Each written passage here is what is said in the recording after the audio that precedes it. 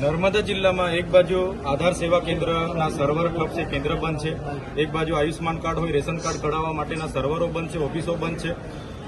અમે ખાડા પૂરવા માટેની રજૂઆતો કરીએ છીએ, ખાડા નથી પૂરાતા.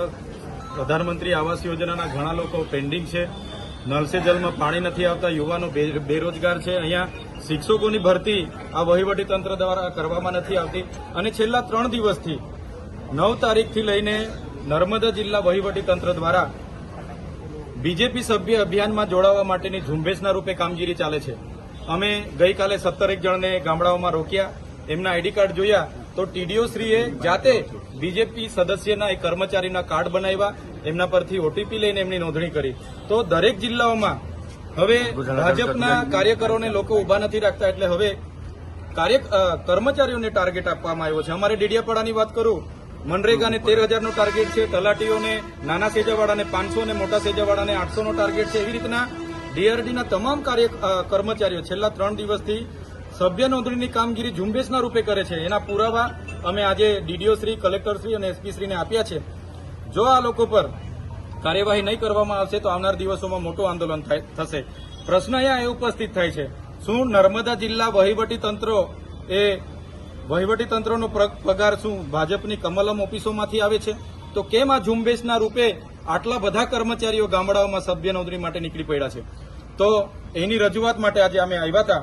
દિન 5માં જે પણ કર્મચારી ઉપર કાર્ડ બન્યા છે, જે પણ કર્મચારી આ ઝુંબેશ ચલાવી છે, એમને પર કાર્યવાહી કરવાની કલેક્ટરશ્રીએ અમને બાહેધરી આપી છે, ડીડીઓશ્રીએ પણ બાહેધરી આપી છે. જો કાર્યવાહી નહીં થશે તો દિન 5 પછી હજારોની સંખ્યામાં અમે ફરી અહીંયા આવીશું અને ઉગ્ર આંદોલન અમારું આગળ. અધિકારી નામ શું કયા અધિકારીઓ?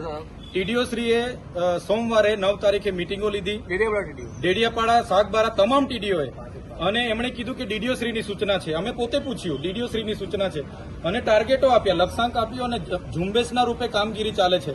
આજે પણ બધા કર્મચારીઓ ગામડામાં છે. તો સરકારી કર્મચારીઓને આટલા બધા પ્રશ્નો છે તે દેખાતા નથી, અને બીજેપીના સભ્ય નોંધણીમાં બધા ફરે છે. એટલા માટે અમે આજે હજારોની સંખ્યામાં અહીંયા રજૂઆત કરવા માટે આવ્યા છે. જો અમને અટકાવવામાં નહીં આવે, એમના પર કાયદેસરની કાર્યવાહી કરવામાં નહીં આવશે તો 5 દિવસ પછી ફરી અમારું મોટું આંદોલન અહીંયા થશે. કેવું પોલીસ સાથે શું કામ ઘર્ષણ કરવાનો?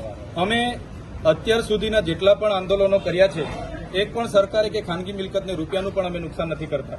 છતાંય અમે કેવડિયાની પરવાનગી માંગી, પરવાનગી પણ નથી આપવામાં આવતી. જ્યારે પણ પ્રોગ્રામો હોય અમને પરવાનગી જ નથી આપવામાં આવતી. અમે આવીએ એટલે પોલીસ જાણી જોઈને ધક્કા મૂકી અને જીભાજોડી કરવા ઉતરી પડે છે. તો અમારા નર્મદા જિલ્લાના પ્રશ્નો શું પોલીસ પૂરા કરવાની છે?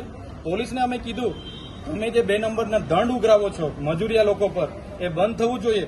અગર નહીં થતું તો અમે આગળ જેટલા પણ એમણે બુટલેગરોને લાયસન્સો આપ્યા છે, બુટલેગરોને પરવાનગીઓ આપી છે, 10 પેટીના 5 લાખ, 20 પેટીના 10 લાખ એ અમે ખુલ્લા પાડીશું. એ કાલીઓ હોય, ભૂરીઓ હોય, ભોલીઓ હોય કે લાલીઓ હોય, બધાના નામ આવનાર દિવસોમાં ખુલ્લા પાડીશું.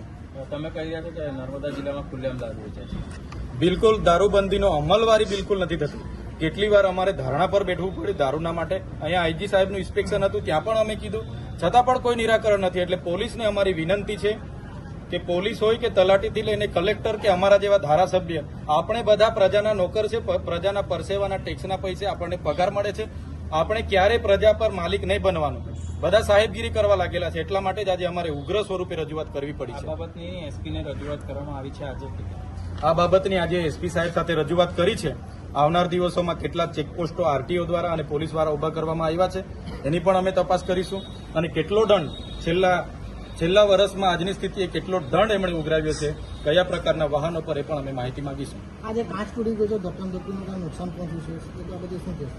હવે કાચનું મને બહુ આઈડિયા નથી, પણ ગેટ બંધ હતો એટલે ગેટો બી કૂદીને ગેટો ખોલાવીને અમે અંદર ગયા છે. કયા અધિકારીઓ ભાજપના સભ્ય બનાવવા માટે ભૂમિકા ભજવે છે અને નામ શું છે? આપણે ડેડિયાપાડાના ટીડીઓ, મારે ત્યાં ગઈકાલે કર્મચારીઓ આવ્યા, એમને પૂછ્યું, એમના કાર્ડ પણ મેં લીધા. તો ડેડિયાપાડાના ટીડીઓ જગદીશ સોની અને તમામ ટીડીઓને સૂચના છે, અને ડીડીઓ સાહેબે કીધું છે. આવી રીતના બધા કર્મચારીઓના પણ કાર્ડ બન્યા છે, અને આ જ કર્મચારીઓ ઝુંબેશના રૂપે, આ બધા કર્મચારીઓ છે, એ ટીડીઓ જાતે કર્મચારીઓનું રજીસ્ટ્રેશન કર્યું અને કર્મચારીઓ પર ઓટીપી આવે છે માગીને કાર્ડ બનાવ્યા છે ટીડીઓ જાતે.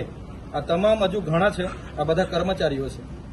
તો શું કર્મચારીઓને પગાર ભાજપના કાર્યાલયમાંથી મળે છે? એટલા માટે જો આ કર્મચારીઓ પર કાયદેસરની કાર્યવાહી નહીં થશે, દિન 5 પછી આનાથી પણ મોટું આંદોલન અહીંયા કલેક્ટર કચેરી પર થશે.